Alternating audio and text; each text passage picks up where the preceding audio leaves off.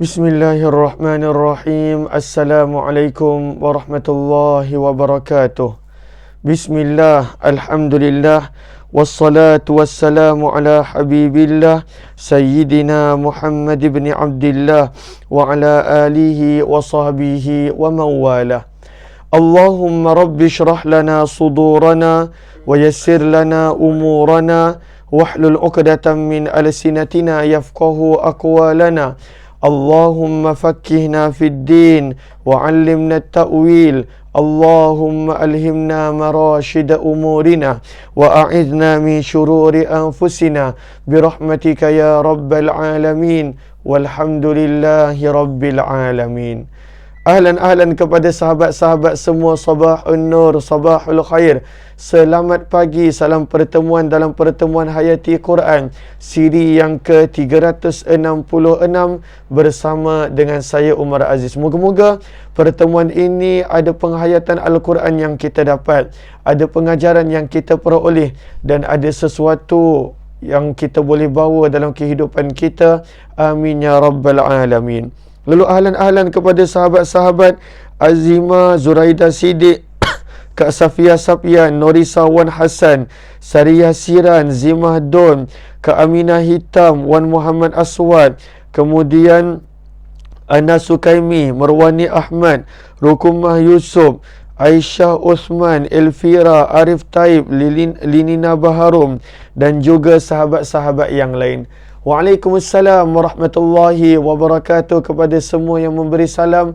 Terima kasih kepada semua kerana melapangkan masa dalam program Hayati Quran siri yang ke-366 ini. Apa kata kita mulakan pertemuan kita dengan sama-sama kita perbetulkan dahulu niat. Moga-moga pertemuan kita adalah kerana Allah Subhanahu wa ta'ala. Nawaitu ta'alluma wa ta'lim والتذكر والتذكير والنفع والانتفاع والإفادة والاستفادة والحث على التمسك بكتاب الله وسنة رسول الله صلى الله عليه وسلم والدعاء إلى الهدى والدلالة على الخير ابتغاء وجه الله ومرضاته وقربه وثوابه آمين آمين يا رب العالمين. Ahlan Tuan Nur Rahim, Wan Nasra, Wan Ismail, Syamsiah Salih, Azima, Jamalia Manab, Salina Muhammad Noor, Izzubaida Zuraida, Princess, Tengku Abdullah, kemudian Syamsiah Salih dan juga sahabat-sahabat yang lain. Ahlan kepada semua. Mohon je sebaik sahabat-sahabat yang baru join untuk bantu share, bantu untuk kongsi, bantu untuk sebar luas dan juga tag rakan-rakan yang lain. Moga-moga lebih ramai yang beroleh manfaat insya-Allah. Pada pagi ini kita tiba pada ayat yang baru, iaitu ayat yang berada pada surah yang ke-6 surah Al-An'am, muka surat yang ke-142. Lalu mohon sahabat-sahabat catatkan di ruang komen muka surat 142 pada surah yang ke-6 Al-An'am pada ayat yang ke-118. Maka di sini firman Allah Subhanahu wa taala, firman Allah pada ayat ini, fakulu mimma dzukira smullahi alaihi in kuntum bi ayatihi mu'minin. Maka kata para ulama tafsir, selepas daripada Allah Subhanahu wa taala menerangkan tentang keesaannya, menerangkan tentang kebenaran kekasihnya baginda Nabi sallallahu alaihi wasallam, menerangkan betapa sempurnanya kekuasaan, kekuatan dan kudrahnya, maka Allah Subhanahu wa taala ketika mana menceritakan kepada kita sebahagian daripada pertengkaran, sebahagian daripada pada waktu itu jidal ataupun pertengkaran yang berlaku pada waktu itu di antara umat Islam dan juga orang-orang Quraisy Mekah, orang musyrik Mekah. Di antaranya adalah berkisah tentang permasalahan sembelihan dan juga binatang yang ingin untuk dimakan.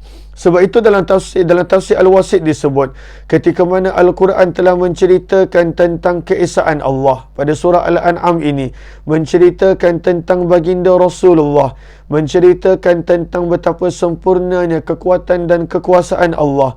Maka Al-Quran mula mendatangkan tentang permasalahan binatang yang disembelih, yang merupakan antara permasalahan yang banyaknya jidal, banyaknya pertengkaran dan perdebatan pada waktu itu di antara orang-orang musyrik dan juga orang-orang beriman.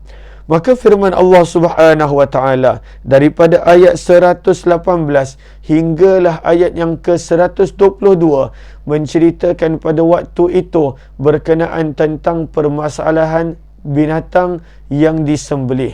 Lalu ada binatang yang disembelih menggunakan nama Allah, boleh makan. Ada binatang yang disembelihkan menggunakan selain nama Allah, apa hukum dia? Ada binatang yang pada waktu itu disembelih nama Allah dan juga nama yang lain, bagaimana hukum dia? Maka firman Allah Subhanahu wa taala pada ayat yang ke-118, fakulu mimma dzukira smullahi alaihi in kuntum bi ayatihi mu'minin. Apakah terjemahannya? Kita perhatikan terjemahannya terlebih dahulu. Firman Allah, fa maka, kulu makanlah kamu, iaitu orang-orang yang beriman. Fakulu maka makanlah kamu wahai orang-orang yang beriman. Binatang yang bagaimana? Sembelihan yang bagaimana? Mimma daripada sembelihan binatang, zukira yang disebutkan, ismu nama, Allahi Allah, alaihi padanya, ke atasnya, in jika, kuntum adalah kamu, bi ayatihi kepada dengan ayat-ayat Allah, mukminin kamu beriman. Sebenarnya di sini ada sebab kenapa turunnya ayat ini. Apakah sababun nuzul bagi ayat yang ke-118 daripada surah Al-An'am ini? Maka dibawakan dua riwayat di sini. Riwayat yang pertama daripada Abu Daud rahimahullahu ta'ala dalam sunannya. Rawa Abu Daud bisanadihi an Ibn Abbas. Imam Abu Daud meriwayatkan hadis ini daripada Abdullah bin Abbas radhiyallahu ta'ala anhuma. Kata Abdullah bin Abbas, ata nasun ila Nabi sallallahu alaihi wasallam. Ada segolongan manusia datang kepada Nabi sallallahu alaihi wasallam. Faqalu, maka pada waktu itu mereka berkata, ya Rasulullah, wahai utusan Allah, inna nakul, sesungguhnya kami makan, manaktul, apa yang kami sembelih. Benda yang kami sembelih kami makan. Tetapi persoalannya, wahai Rasulullah, kenapa benda yang dibunuh oleh Allah, yang dimaksudkan di sini adalah bangkai, kenapa benda yang dibunuh oleh Allah, maka pada waktu itu kita tak boleh makan? Maka ada persoalan begitu. Wala na'kul ma yaqtulullah, dan benda yang dibunuh oleh Allah, yang pada waktu itu mati dengan apa, kerana Allah mematikan dia, iaitu bangkai, kita tak boleh makan. Maka turunlah ayat ini yang kita akan kupaskan dan lihat sebentar nanti. Ini adalah sababun nuzul yang dinukilkan oleh Imam Abu Daud dalam tafsirnya. Kemudian dinukilkan oleh Imam Al-Wahidi bahawa annal musyrikin, sesungguhnya orang-orang musyrik Mekah pernah datang kepada Nabi sallallahu alaihi wasallam. Maka pada waktu itu mereka berkata, ya Muhammad, wahai Muhammad, akhbirna, maklumkan kami, anisyah, tentang seekor kambing. Idza matat, apabila kambing itu mati, maka pada waktu itu siapakah yang mematikan dia? Man qatalaha, ada kambing yang mati, siapakah yang pada waktu itu mematikan kambing tadi? Faqal, maka Nabi menjawab soalan tersebut, qatalah Allah, Allah yang pada waktu itu telah mematikan dia. Maka ini kita nampak cara orang musyrik Mekah pada waktu itu nak mengganggu Nabi SAW. Lalu mereka bertanya, ada kambing mati, siapa yang matikan kambing itu? Maka Nabi menjawab, Allah. Seterusnya mereka pada waktu itu berkata, maka kamu mendakwa wahai Muhammad, annama qatalta anta, apa yang kamu sembelih, wa ashabuka, dan apa yang sahabat-sahabat kamu sembelih, halal, itu adalah halal. Wama, dan kamu mendakwa apa-apa yang dibunuh pada waktu itu oleh binatang buruan seperti helang ataupun seperti anjing buruan, maka pada waktu itu halal. Ini kita telah baca pada permulaan surah Al-Maidah pada juz yang ke-6. Ayatnya kita telah baca sebentar. Allahumma salli ala Sayyidina Muhammad pada muka surat 107 dan kemudian pada ayat yang keempat, muka surat 107 ayat yang keempat dan juga surah yang kelima. Maka pada waktu itu binatang-binatang yang memburu, apa hukumnya? Telah kita baca di sana. Maka orang musyrik pada waktu itu berkata dengan Nabi, kamu berkata benda yang mana kamu sembelih halal, benda yang mana binatang buruan kamu seperti anjing buruan ataupun helang buruan, pada waktu itu membunuh binatang tersebut maka halal. Namun wahai Muhammad, wama qatalahu Allah, namun benda-benda yang Allah matikan, yang mereka maksudkan di sini adalah bangkai, benda-benda yang pada waktu itu Allah matikan, iaitu bangkai, maka pada waktu itu kamu kata haram. Bagaimana dalil kamu wahai Muhammad? Bagaimana kenyataan kamu wahai Muhammad? Lalu daripada sini kita nampak bagaimana cara orang musyrik Mekah pada waktu itu cuba untuk menjadikan Nabi SAW tidak boleh menjawab pertanyaan mereka. Maka sebab itu turunlah ayat ini, ayat 118 hingga ayat 122, firman Allah Subhanahu wa taala, fakulu, maka makanlah kamu wahai orang-orang yang beriman, binatang yang bagaimana, sembelihan yang bagaimana, mimma, daripada sembelihan yang zukira, disebutkan ismullah, nama Allah, alaihi, ke atasnya. Makanlah makanan yang halal, makanlah sembelihan yang pada waktu itu disebutkan nama Allah padanya. Kata para ulama tafsir, maka daripada sini kita nampak bahawa bila Allah sebut mimma dzukira smullah, daripada sembelihan yang pada waktu itu disebutkan padanya nama Allah, bererti apa? Jangan makan binatang sembelihan yang pada waktu itu disebutkan nama selain daripada Allah. Satu. Yang kedua, pada waktu itu janganlah kamu makan binatang sembelihan yang pada waktu itu disebutkan nama Allah tetapi digabungkan dengan nama-nama selain daripada Allah. Itu yang kedua. Maka yang ketiga, daripada sini juga kita nampak daripada perkataan mimma dzukira smullah, daripada binatang sembelihan yang disebutkan nama Allah, maka pada waktu itu janganlah kamu makan binatang-binatang yang mati tanpa disembelih. Maka ini tiga benda. Kata para ulama dalam tafsir Al-Wasit menyebut, bila Allah sebut fakulu, makanlah kamu mimma, daripada sembelihan, dzukira, yang disebutkan ismullah, nama Allah, alaihi, pada waktu itu ke atasnya, maka daripada situ pengajaran dia adalah binatang yang disembelihkan nama selain daripada Allah, jangan makan. Binatang yang digabungkan nama Allah dengan nama yang lain, jangan makan. Binatang yang mati tanpa disembelih, jangan makan. Itu maksud lawannya daripada tafsir Al-Wasit. Sebab itu firman Allah Subhanahu wa taala, wahai Muhammad, jangan kamu risau apa yang orang Quraisy Mekah katakan. Wahai Muhammad, maka pada waktu itu janganlah kamu risau apa yang orang Quraisy katakan. Cumanya kamu wahai Muhammad, maklumkan kepada para sahabat kamu, makanlah daripada apa yang pada waktu itu disebutkan nama Allah padanya. Kenapa? In kuntum, jika adalah kamu benar-benar dengan ayat Allah, mukminin, beriman. Maka sebab itu daripada sini pengajaran dia kita nampak bahawa antara tanda orang beriman, dia akan menjaga makanan yang halal.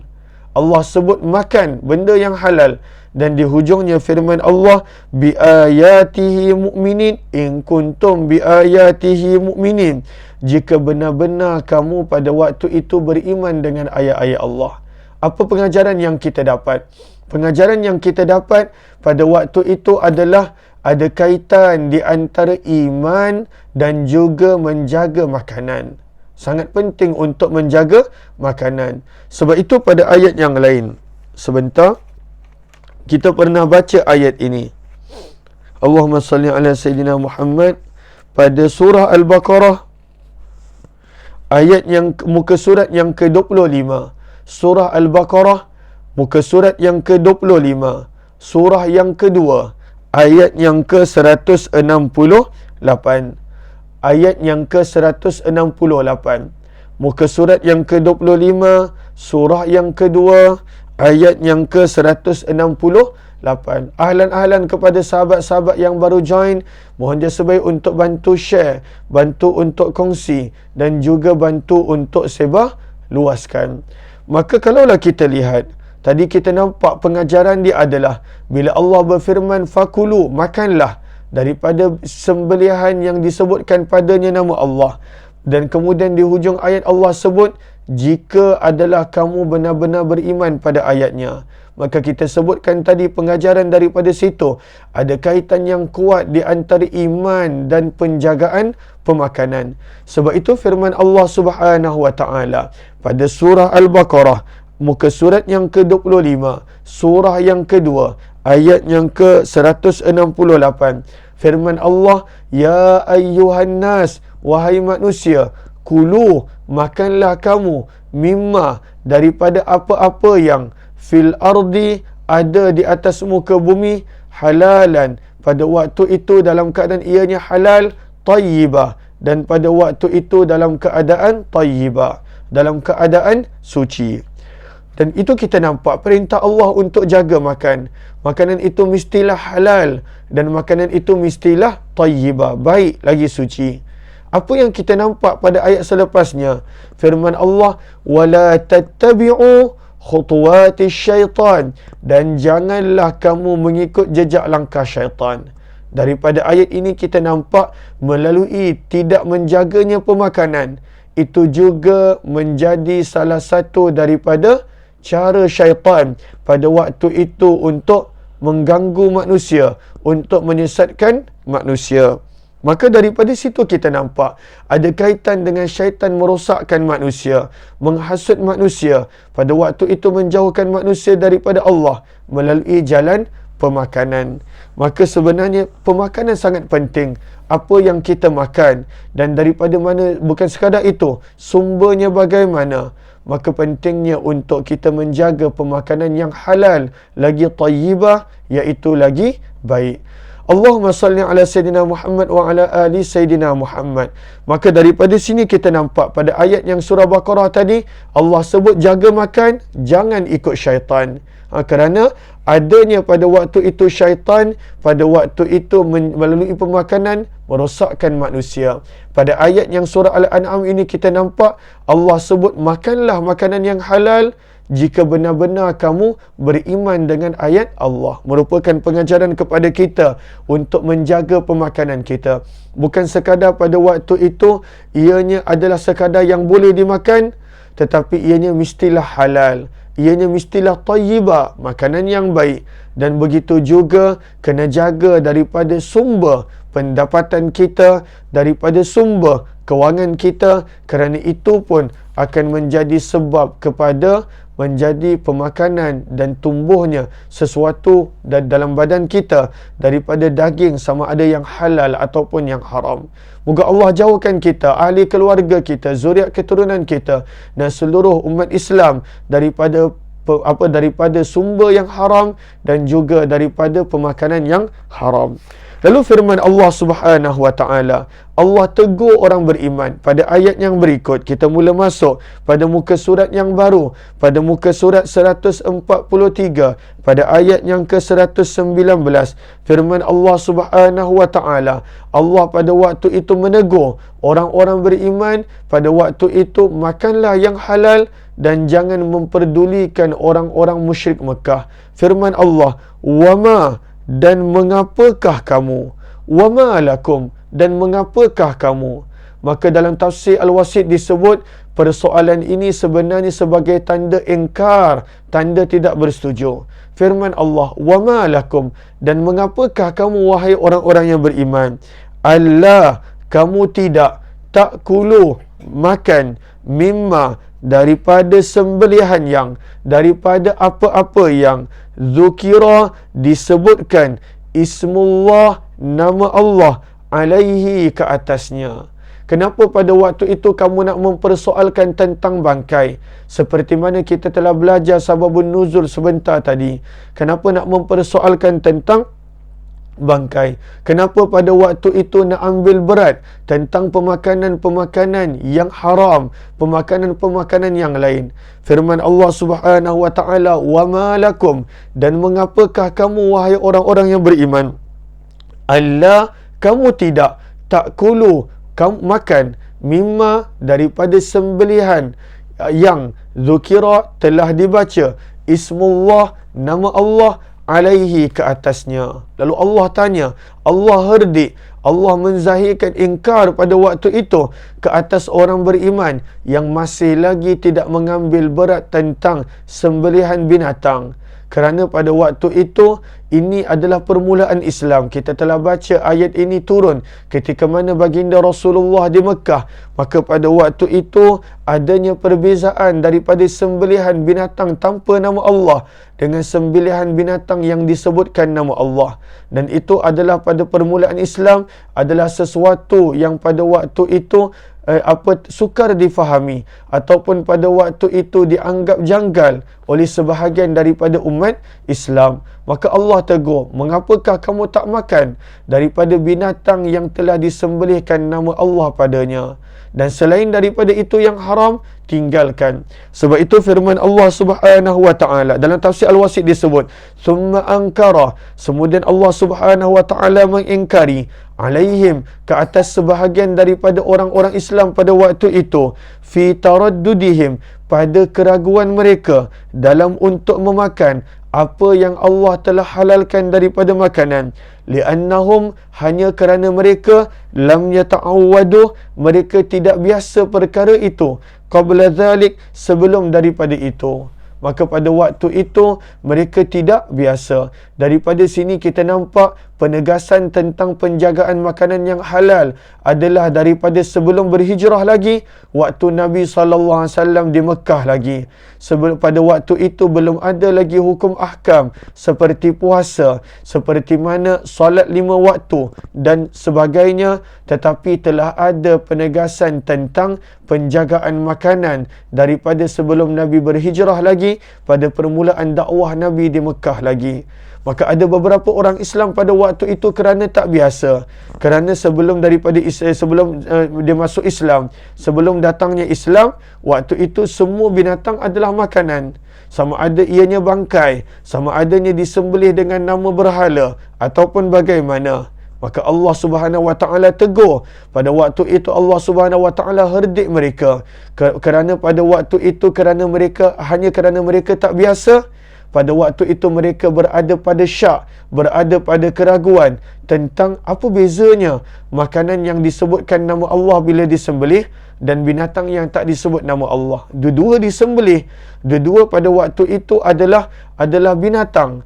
Maka firman Allah, "Wa ma lakum," dan mengapakah kamu Allah kamu tidak takulu makan mimma daripada sembelihan yang zukira telah disebutkan ismullah nama Allah alaihi ke atasnya. Makan yang itu, tinggalkan yang selain daripada itu. Sebab itu firman Allah Subhanahu wa taala, "Wa qad fassala lakum ma harrama alaikum." Wa qad, dan sesungguhnya, waw itu adalah waw haliyah, dalam keadaan. Wa terjemahnya dalam keadaan. Qad sesungguhnya, fassala Allah telah menjelaskan, lakum untuk kamu, bagi kamu, ma apa-apa yang haram Allah telah haramkan alaikum ke atas kamu. Mengapa susah sangat nak makan yang halal? Padahal Allah telah jelaskan untuk tinggalkan yang haram. Yang haram itu tinggalkan, yang halal itu hendaklah kamu makan. Di manakah ayat-ayat antaranya yang menerangkan tentang maksud firman Allah, wa qad fassala? Padahal Allah telah jelaskan, padahal Allah telah terangkan, padahal pada waktu itu Allah telah maklumkan. Maka apakah contoh ayat-ayatnya? Maka antaranya firman Allah Subhanahu wa taala, tidak berapa jauh daripada kita berada sekarang, pada muka surat 147. Pada muka surat 147. Mohon sahabat-sahabat buka muka surat 147, ayat yang ke-145 dalam surah yang ke-6 surah Al-An'am. Muka surat 147, ayat yang ke-145 pada surah yang ke-6 surah Al-An'am. Firman Allah Subhanahu wa taala, "Qul," katakanlah wahai Muhammad, "La ajidu," aku tidak mendapati, "fima uhiya ilayya," pada apa yang telah diwahyukan kepadaku, "muharrama," sesuatu yang haram. Aku tidak mendapati sesuatu itu haram kecuali. Lalu apakah yang haram? Illa, kecuali, ala ta'im, ke atas orang yang makan, yat'amuh, sesuatu makanan. Illa, kecuali. Daripada illa ini benda-benda yang haram. Apakah benda yang Allah haramkan? Ayyakuna maitah, bahawa makanan itu adalah bangkai. Maka ini antara dia. Bila pada waktu itu ada yang bertanya, kenapa benda yang pada waktu itu dimatikan oleh Allah bangkai tak boleh makan? Benda yang kita sembelih, yang kita matikan boleh makan. Maka bila ada yang bertanya begitu, maka sebenarnya jawapannya telah Allah terangkan pada ayat 165. Sebenarnya Allah yang larang bangkai. Memang binatang itu dimatikan oleh Allah, tetapi Allah yang larang untuk makan bangkai. Illa ayyakuna maitah, bahawa binatang itu adalah bangkai. Dilarang pada waktu itu untuk memakan bangkai. Sebab itu Allah herdik, Allah tegur pada ayat 119 ini, maka mengapakah kamu tidak mahu makan benda yang sembelihan yang telah disebutkan nama Allah padanya? Wa qad fassal, dan dalam keadaan sesungguhnya telah Allah jelaskan kepada kamu, ma haram, apa-apa yang haram. Apakah maksud yang haram? Pada ayat itu kita nampak ayat 165, bangkai, darah, apa daging khinzir dan sebagainya yang ada pada ayat yang ke-165 sebentar tadi. Maka daripada sini apa pengajaran yang kita boleh dapat? Pengajaran yang kita boleh dapat bahawa manusia itu kadang-kala benda yang haramlah kadang-kala dia nak cuba. Padahal yang halal itu banyak. Dan yang haram itu pun adalah jelas. Sabda Nabi SAW, "Innal halala bayyin," yang halal adalah jelas. "Wal haramu bayyin," yang haram pun adalah jelas. "Wa bainahuma umurun mushtabihat," di antara halal dan haram ada benda-benda yang ragu-ragu, yang dipanggil mushtabihat, maka itu tinggalkan. Namun manusia, kerana sikapnya pada waktu itu adalah manusia, kadangkala yang haram itulah yang dia nak persoalkan. Yang haram itulah pada waktu itu yang dia nak tanyakan. Yang haram itulah pada waktu itu yang dia nak cuba. Maka sebab itu Allah herdik pada ayat ini, benda yang halal, mengapakah kamu tak makan? Padahal Allah dah jelaskan apakah itu perkara yang haram. Lalu ianya mudah, benda yang halal gunakan, benda yang haram daripada makanan tinggalkan. Maka itu pengajaran yang patut kita dapat. Dan di sini juga kita nampak bagaimana Allah tegas lagi untuk ayat yang kedua, untuk menjaga pemakanan yang halal, untuk pada waktu itu menjaga daging sembelihan daripada binatang yang halal. Maka ini menjadi pada waktu itu kepada kita pengajaran betapa pentingnya untuk menjaga pemakanan yang halal. InsyaAllah kita akan sambung lagi pada siri yang berikutnya berkenaan tentang ayat ini, kerana ianya panjang sampai ayat 122. Dan untuk itu insyaAllah kita akan bertemu pada pertemuan esok jam 8 pagi dalam Hayati Quran. Dan sebentar lagi akan ada perkongsian selama 30 minit dalam pembacaan kitab Marhaban Ya Ramadan sebagai persiapan untuk Ramadan. Jemput sahabat-sahabat yang berkelapangan untuk pada waktu itu mengambil peluang untuk belajar sedikit sebanyak tentang hukum ahkam Ramadan. Terima kasih semua. Jumpa lagi pada pertemuan yang lain. Kepada yang kali pertama join, jemput join Telegram channel Kuliah Umar Aziz. Wabillahi taufiq wal hidayah. Assalamualaikum warahmatullahi wabarakatuh. Jazakumullahu khairah. Terima kasih semua.